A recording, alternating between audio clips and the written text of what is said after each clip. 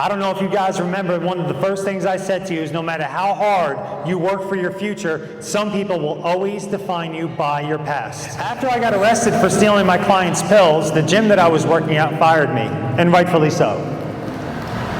I started working at a new gym right away, and I didn't find this out until a couple years later, but apparently somebody from the community that I was living in went into my new boss and said, "Do you know who this guy is?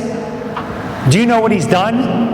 He's a liar, he's a criminal, he's a thief, he's a junkie. He's not safe to be working here. You should fire him." Luckily, I was up front with my boss about my history, and they ended up keeping me on. And honestly, maybe I even deserved that.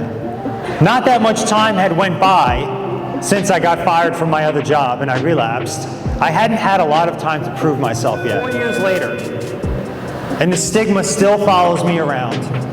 The judgment still follows me around. It was Christmas Eve, just last month, and I'm sitting on the couch with my wife and my 2 baby boys watching The Grinch, and I saw my phone on the table light up. It was a DM on social media.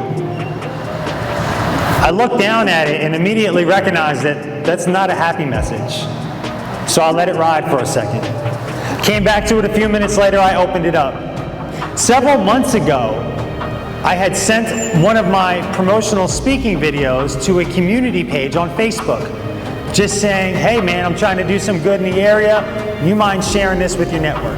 On Christmas Eve, 2019, this is the response I get. "No posting on this page, bro. The people you robbed were good friends of mine. I don't care if you've changed your life around. Zero tolerance." In life, you always have a choice. You might not be able to choose how people treat you. You might not be able to choose if people are going to bully you. You might not be able to choose the things that people say to you. But you have a choice. You have a choice in the way that you respond.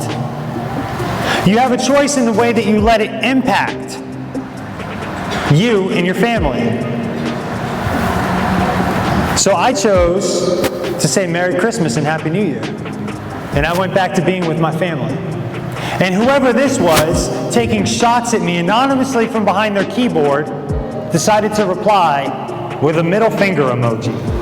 To whoever that is, I will always be a criminal. To whoever that is, I will always be a junkie. And for today, there is nothing that I can do to change that. Not yet.